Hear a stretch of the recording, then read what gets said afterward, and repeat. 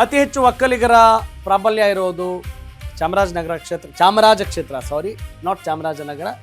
ಕ್ಷೇತ್ರದಲ್ಲಿರೋದು 80,000ಕ್ಕೂ ಹೆಚ್ಚು ಒಕ್ಕಲಿಗ ಮತದಾರರಿದ್ದಾರೆ. ಅತಿ ಹೆಚ್ಚು ವಿದ್ಯಾವಂತರು, ಸರ್ಕಾರಿ ನೌಕರರು ಇರುವಂಥ ಕ್ಷೇತ್ರ ಇದು ಚಾಮರಾಜ ಕ್ಷೇತ್ರ. ಮೈತ್ರಿ ಏನಾದರೂ ಮುಂದುವರೆದ್ರೆ 2028ರಲ್ಲಿ ದೋಸ್ತಿ ಅಭ್ಯರ್ಥಿ NDA ಗೆಲುವು ಸಾಧಿಸೋದು ಬಹಳ ಸುಲಭ. ಹೀಗಾಗಿ BJP ಟಿಕೆಟ್ ಪಡೆಯಲು ಭಾರಿ ಕಾಂಪಿಟೇಷನ್ ಇದೆ, ಪೈಪೋಟಿ ಇದೆ. ಹಾಗೆಯೇ ಪ್ರತಾಪ್ ಸಿಂಹ ಅವರು ಕೂಡ ಕಸರತ್ತು ಮಾಡ್ತಾ ಇದ್ದಾರೆ BJPಯಿಂದ.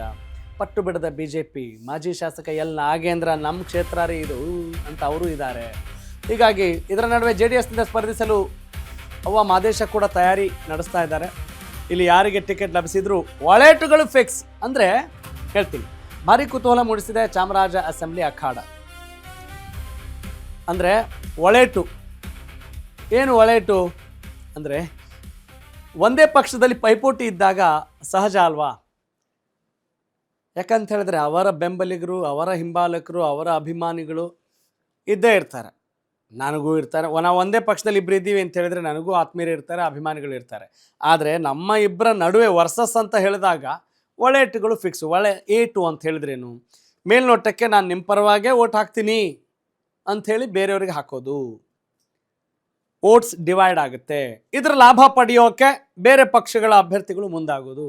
ಇದೆಲ್ಲವನ್ನು ಕೂಡ ನಾವು ನೋಡ್ತಾ ಇರ್ತೀವಿ, ಅದೆಲ್ಲವನ್ನು ಗಮನಿಸ್ಬೋದಾಗಿದೆ. ಒಟ್ಟಿನಲ್ಲಿ ಚುನಾವಣಾ ರಂಗೇರ್ತಾ ಇದೆ. ಏನು ರಂಗೇರಬೇಕಾಗಿದೆ? ಜನರ ಮನಸ್ಥಿತಿ ಕೂಡ ಪ್ರಜ್ಞಾವಂತಿಕೆಯಿಂದ ಕೂಡಬೇಕಾಗಿದೆ. ಇದು ಮನರಂಜನೆ ಆಗಬೇಕಾ ನಮಗೆ ರಾಜಕಾರಣ? ಅವ್ರಿಗೆ ಪೈಪೋಟಿ, ಇವ್ರಿಗೆ ಪೈಪೋಟಿ ಅನ್ನೋದೇ ದೊಡ್ಡ ಕೆಟ್ಟ ಶಬ್ದ ಅಲ್ವೇನ್ರಿ? ಪೈಪೋಟಿ ಆಗ್ತಾ ಇರೋದು ಅದನ್ನು ನೀವು ಗಮನಿಸಬೇಕು ಅನ್ನೋದು ನಮ್ಮ ಈ ಸುದ್ದಿ ಪ್ರಸಾರದ ಹಿಂದಿರುವಂಥ ಉದ್ದೇಶ. ಎಸ್, ಅಸಲಿಗೆ 2023ರಲ್ಲಿ ಏನಾಯಿತು ನೋಡೋಣ. ಟ್ರ್ಯಾಕ್ ರೆಕಾರ್ಡ್ ಹೆಂಗಿದೆ, ಹಿಸ್ಟ್ರಿ ಏನು ಹೇಳುತ್ತೆ ನೋಡ್ತಾ ಹೋಗೋಣ. Yes, graphics plate please. ಕಾಂಗ್ರೆಸ್ನ ಕೆ ಹರೀಶ್ ಗೌಡ 72,931 ಮತಗಳನ್ನು ಪಡೆದು ಜಯಶಾಲಿ ಆಗ್ತಾರೆ. ಅದೇ ಭಾರತೀಯ ಜನತಾ ಪಕ್ಷದ ಎಲ್ ನಾಗೇಂದ್ರ ಅವರು ಕಡಿಮೆ ಅಂತರದಲ್ಲೇ ಸೋಲ್ತಾರೆ. ನೋಡಿ, ಜಸ್ಟ್ ಒಂದು ಅಪ್ರಾಕ್ಸಿಮೇಟ್ಲಿ 4,000 ಡಿಫ್ರೆನ್ಸ್ ಇರೋದು ಓಟು. 68,837 ಎಲ್ ನಾಗೇಂದ್ರ. JDS ಅಲ್ಲಿ ಬಹಳ ಕಡಿಮೆ ಮತಗಳನ್ನು ಪಡೆದಿದೆ ವಿಧಾನಸಭೆಯಲ್ಲಿ. ಆದರೆ ಅವರ ಶಕ್ತಿ ಸಾಮರ್ಥ್ಯ ಒಂದು ಛಾಪನ್ನ ಮೂಡಿಸಿದ್ದಾರೆ ಅಂತ ಹೇಳಿದ್ರೆ ಪಾಲಿಕೆ ಚುನಾವಣೆಯಲ್ಲಿ. That is the point to be noted. ಹಿಂಗಿದೆ ಚುನಾವಣಾ ಫಲಿತಾಂಶ, ಹಿಂಗಿತ್ತು ಮುಂಚೆ. ಆದರೆ ಈಗೇನಿದೆ, BJP ವರ್ಸಸ್ ಕಾಂಗ್ರೆಸ್ ನೇರ ಹಣಾಹಣಿ ಇದೆ. ಆದರೆ ಸದ್ಯಕ್ಕೆ ವಿಚಾರ ಏನು ಅಂತ ಹೇಳಿದ್ರೆ, ಪ್ರತಾಪ್ ಸಿಂಹ ಕೂಡ ಅಲ್ಲಿ ಆಕಾಂಕ್ಷಿ ಅನ್ನೋದನ್ನು ಹೇಳಲಾಗ್ತಾ ಇದೆ. ಎಲ್ಲರೂ ಒಂದೇ ಪಕ್ಷದವರು ಆದರೂ ಕೂಡ ಜನರ ಸೇವೆ ಮಾಡಬೇಕು, ನನಗೆ ನನ್ನದೇ ಆದಂಥ ಆಲೋಚನೆಗಳಿದ್ದಾವೆ, ನನ್ನದೇ ಆದಂಥ ಇಂಟೆನ್ಷನ್ಸ್ ಇದ್ದಾವೆ ಅನ್ನೋದಿರುತ್ತೆ. ಆದರೆ ಪಕ್ಷ ಆಗಿರ್ಬೋದು, ಹೈಕಮಾಂಡ್ ಆಗಿರಬಹುದು, ಅಥವಾ ಪಕ್ಷದ ಹಿರಿಯ ನಾಯಕರಿರ್ಬೋದು, ಟಿಕೆಟ್ ಕೊಡಬೇಕು ಅಂತವ ಇರುವಾಗ ಏನನ್ನು ನೋಡ್ತಾರೆ? ಜನಬೆಂಬಲ ನೋಡ್ತಾರೆ. ಅಫ್ಕೋರ್ಸ್ ಇವತ್ತಿನ ರಾಜಕಾರಣದಲ್ಲಿ ಆನ್ ರೆಕಾರ್ಡೇ ಹೇಳ್ತಾರೆ ನಮ್ಮ ಎಲ್ಲ ಗೆದ್ದಂಥವರು, ಸೋತಂಥವ್ರು, ಅಯ್ಯೋ ದುಡ್ಡಿಲ್ಲ ಅಂದರೆ ಚುನಾವಣೆ ಮಾಡೋಕ್ಕಾಗತ್ತೇನ್ರಿ ಅಂತ. ಹಾಗಾಗಿ ಆ ದುಡ್ಡಿನ ಪ್ರಾಬಲ್ಯವನ್ನು ನೋಡಬೇಕಾಗತ್ತೆ. ಆಮೇಲೆ ಸ್ಟ್ರಾಟಜಿ ಮಾಡುವಂಥವ್ರ ನೋಡಬೇಕಾಗತ್ತೆ. ಆಯ್ತಾ, ಇವ್ರಿಗೆ ದುಡ್ಡಿಲ್ಲ ಅಂದರೆ ಇವ್ರಿಗೆ ಯಾರಾದರೂ ಸ್ಪಾನ್ಸರ್ ಮಾಡ್ತಾರ ನೋಡ್ತಾರೆ. ಅಂಥ ಒಂದು ಸ್ಥಿತಿಲಿ ಇದೀವ್ರಿ. ಇದ್ರ ಬಗ್ಗೆನೇ ಚರ್ಚೆ ಆಗಬೇಕು. ಆದರೆ ದುರದೃಷ್ಟವಶಾತ್ ನಾವೆಲ್ಲ ಚರ್ಚೆ ಮಾಡ್ತಾ ಇಲ್ಲ ಇದ್ರ ಬಗ್ಗೆ. ಅದರಲ್ಲಿ ಎಲ್ಲರ ಪ್ರಭಾವ ಇದೆ, ಎಲ್ಲರ ಪಾತ್ರ ಇದೆ. ನಮ್ಮ ಪಾತ್ರನೂ ಇದೆ, ಜನರ ಪಾತ್ರನೂ ಇದೆ, ರಾಜಕಾರಣಿಗಳ ಪಾತ್ರನೂ ಇದೆ. ಸಮಾಜದ ಎಲ್ಲ ವಿಭಾಗಗಳಲ್ಲೂ ಕೂಡ ಎಲ್ಲರ ಜವಾಬ್ದಾರಿ ಖಂಡಿತವಾಗ್ಲೂ ಇದ್ದೇ ಇರುತ್ತೆ. That is the point. Yes, Chamaraja ಕ್ಷೇತ್ರದಲ್ಲಿ ಸಂಭಾವ್ಯ ಅಭ್ಯರ್ಥಿಗಳು ಯಾರು, ಯಾವಾಗ? 2028ರಲ್ಲಿ. Yes, let's look into it. ನೋಡಿ, ಬಹಳ ಇಂಟ್ರೆಸ್ಟಿಂಗ್ ಅಂತ ಹೇಳಿದರೆ, ಹರೀಶ್ ಗೌಡರು ಹಾಲಿ ಶಾಸಕರು, ಅವರು ಸಂಭಾವ್ಯ ಅಭ್ಯರ್ಥಿ ಆಗ್ತಾರೆ ಅಂತ ಹೇಳಲಾಗಿದೆ. ಎಲ್ ನಾಗೇಂದ್ರ ಮತ್ತು Pratap Simha BJP versus BJP ಆಗಿಬಿಟ್ರೆ again it would be beneficial for ಕಾಂಗ್ರೆಸ್ಗೆ ಲಾಭ ಆಗೋದ್ರಲ್ಲಿ ಅನುಮಾನ ಇಲ್ಲ. BJPಯಿಂದ ಸುಶ್ರುತ್ ಗೌಡ ಅವರ ಹೆಸರು ಕೂಡ ಕೇಳಿ ಬರ್ತಾ ಇದೆ. ಇನ್ನು JDSನ ಅವ್ವ ಮಾದೇಶ, ನಗರ ಪಾಲಿಕೆಯ ಮಾಜಿ ಸದಸ್ಯರು, JDS ಮತ್ತು BJP, JDS ಕೂಡ ಕೇಳ್ಬೋದು ನಮಗೆ ಟಿಕೆಟ್ ಕೊಡ್ರಿ ಅಂತ ಕೇಳ್ಬೋದು, ಪಾಲಿಕೆಯಲ್ಲಿ ಅವ್ರದ್ದೇ ಆದಂಥ ಪ್ರಾಬಲ್ಯ ಇರೋದ್ರಿಂದ. ಆದರೆ ನಾಗೇಂದ್ರ ಅವರು ಅತಿ ಹೆಚ್ಚು ಮತಗಳನ್ನು ಈ ಮುಂಚೆ ಪಡೆದುಕೊಂಡಿದ್ದಾರೆ. ಅಂದರೆ BJPಯ ಸಾಲಿಡ್ ವೋಟ್ಸ್ ಕೂಡ ವಿಧಾನಸಭೆಯಲ್ಲಿ ನಾವು ನೋಡ್ಬೋದು ಅನ್ನೋದನ್ನು ತೋರಿಸ್ಕೊಟ್ಟಿದೆ ಕಳೆದ ಬಾರಿಯ ಚುನಾವಣೆ. ಅದಕ್ಕೆ ನಾಗೇಂದ್ರ ಅವರು ಪಡೆದಂಥ ಮತಗಳೇ ಸಾಕ್ಷಿ. ಇನ್ನು ಪ್ರತಾಪ್ ಸಿಂಹ ಅವರು ಕೂಡ ಅವ್ರನ್ನ ಪ್ರೂವ್ ಮಾಡ್ಕೊಳ್ಬೇಕಾದಂಥ ಅನಿವಾರ್ಯತೆ ಎದುರಾಗಬಹುದು. ನನಗೆ ಟಿಕೆಟ್ ಕೊಡಬೇಕು ಅಂತ ಹೇಳಿದ್ರೆ ಕನ್ವಿನ್ಸ್ ಮಾಡಬೇಕಲ್ಲ, ಯಾವೆಲ್ಲ ವಿಚಾರಗಳು. ಅದರ ನಡುವೆ ಬೆಂಬಲಿಗರು, ಕಾರ್ಯಕರ್ತರು ಎಲ್ಲರೂ ಕೂಡ ಒಟ್ಟಾಗಿ ಒಂದೇ ಪಕ್ಷಕ್ಕೆ ವೋಟ್ ಹಾಕಬೇಕು ಅನ್ನುವ ಒಂದು ಮನಸ್ಥಿತಿ ನಿರ್ಮಾಣ ಮಾಡಬೇಕು ಅಂತ ಅಂದರೆ that is the challenging matter. ಯಾವುದಕ್ಕೆ? BJPಗೆ. ಇನ್ನು JDSನಲ್ಲೂ ಕೂಡ ಪೈಪೋಟಿ ಇದ್ದೇ ಇದೆ. ಓಕೆ, ಈ ಎಲ್ಲ ಕಂಡೀಷನ್ಸ್ಗಳನ್ನು ಗಮನಿಸಿದಾಗ ಒಂದು ಹೈ ವೋಲ್ಟೇಜ್ ಅಖಾಡ, ನಮ್ಗೆ ಹೈ ವೋಲ್ಟೇಜ್ ಆಗಬೇಕು ಅಂತಿಲ್ಲ. ಇದು ನೋಡಿ, ದುರದೃಷ್ಟವಶಾತ್ ನಾವು ಇವತ್ತು ಯುದ್ಧ ಅಂತ ಹೇಳ್ತಾ ಇದ್ದೀವಿ, ಕುರುಕ್ಷೇತ್ರ ಅಂತ ಹೇಳ್ತಾ ಇದ್ದೀವಿ, ಜಾತಿ ಲೆಕ್ಕಾಚಾರ ಅಂತಿದ್ದೀವಿ. ಇದು ಯಾವುದು ಸಂವಿಧಾನದ ಅಡಿಯಲ್ಲಿ ಹಿಂಗಿಲ್ಲ. ಆದರೆ ಯಾವ ರೀತಿ ಆಗಿದೆ, ವಾಸ್ತವ ಏನು, ಕಾಮನ್ ಆಗಿ ಏನು ನಡೀತಾ ಇದೆ, ಆದರೆ ಇಸ್ ಇಟ್ ನೀಡೆಡ್ ಅನ್ನೋದನ್ನು ಯೋಚನೆ ಮಾಡಬೇಕಾಗಿದೆ. ನಾವೆಲ್ಲರೂ ಕೂಡ ಯೋಚನೆ ಮಾಡಬೇಕಾಗಿದೆ. ನಮಗೆ ಬೇಕಾಗಿರೋದೇನು?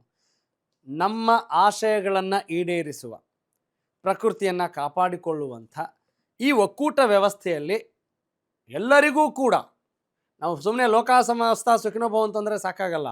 ಎಲ್ಲರೂ ಕೂಡ ಚೆನ್ನಾಗಿರುವ ನಿಟ್ಟಿನಲ್ಲಿ ಮನುಷ್ಯ ಸಂಘಜೀವಿಯಾದಾಗ ಈ ಸ್ವಾರ್ಥವನ್ನು ಬಿಟ್ಟು ಬರೀ ಏಕಸ್ವಾಮ್ಯದಲ್ಲಿ ಯೋಚನೆ ಮಾಡುವಂಥವ್ರನ್ನ ಹತ್ತಿರ ಇಟ್ಕೊಳ್ಬೇಕಾ ಅನ್ನುವ ಪ್ರಶ್ನೆ ನಮ್ಮೆಲ್ಲರಿಗೂ ಕೂಡ ಕಾಡ್ತಾ ಇದೆ. ಮತದಾರರ ಲೆಕ್ಕಾಚಾರವನ್ನು ನೋಡೋಣ. ನೋಡಿ, ಮಧ್ಯಕ್ಕೆ ನಾವು ಹೇಳ್ತಾ ಇರ್ತೀವಲ್ಲ, ಅದು ನಿಮ್ಗೆ ಉಪದೇಶ ಅನ್ನಿಸ್ಬೋದು, ಫಿಲಾಸಫಿ ಅನ್ನಿಸ್ಬೋದು, ಆದರೆ ದಟ್ ಇಸ್ ದ ರಿಯಾಲಿಟಿ. ನಾವು ಅದನ್ನು ಯೋಚನೆ ಮಾಡದೆ ಹೋದರೆ ಏನೂ ಮಾಡಲಿಕ್ಕಾಗಲ್ಲ. 2,28,508 ಮತದಾರರಿದ್ದಾರೆ. 1,14,639 ಪುರುಷ ಮತದಾರರಿದ್ದಾರೆ. 1,13,820. ಆಲ್ಮೋಸ್ಟ್ ಏನು ಪುರುಷರು ಮಹಿಳೆಯರು ಅಂತ ನೋಡಿದಾಗ 50-50 ಇದ್ದಾರೆ ಅಲ್ವಾ? Almost approximately. ಇನ್ನು ಒಕ್ಕಲಿಗ ಸಮುದಾಯದ ಮತದಾರರು ನೋಡಿದರೆ 50,000 ಲಿಂಗಾಯತ ಮತದಾರರು, SC/STಗೆ ಸೇರಿದಂಥ 35,000, ಮುಸ್ಲಿಂ ಸಮುದಾಯದ 30,000 ಮತದಾರರು, OBC ಮತ್ತು ಬ್ರಾಹ್ಮಣ ಸಮುದಾಯದ 30,000 ಮತದಾರರು ಚಾಮರಾಜ ಕ್ಷೇತ್ರದ ಮತದಾರರಾಗಿದ್ದಾರೆ ಸದ್ಯಕ್ಕೆ ಸಿಕ್ಕಿರುವಂಥ ಮಾಹಿತಿ ಪ್ರಕಾರ. ಇನ್ನು ಹೊಸದಾಗಿ ಓಟ್ ಹಾಕುವಂಥವರ ಸಂಖ್ಯೆ ಕೂಡ ಕಡೆಗಣಿಸೋ ಹಾಗಿಲ್ಲ, ಜೆನ್ಝಿ ಅಲ್ವೇ? ಹಾಗಾಗಿ ಎಷ್ಟು ಜನ ಸೇರ್ಪಡೆ ಆಗ್ತಾರೆ ಅನ್ನೋದು ಮುಂದಿನ ದಿನಗಳಲ್ಲಿ ಮತ್ತಷ್ಟು ಗೊತ್ತಾಗುವಂಥ ಸಾಧ್ಯತೆ ಇರುತ್ತೆ. ಹೀಗಾಗಿ ಸದ್ಯದ ಲೆಕ್ಕಾಚಾರ ಈ ರೀತಿ ಇದೆ. ಹೀಗಾಗಿ ಜಾತಿ ಲೆಕ್ಕಾಚಾರವೇ ಮುಖ್ಯವಾಗಿರುತ್ತೆ.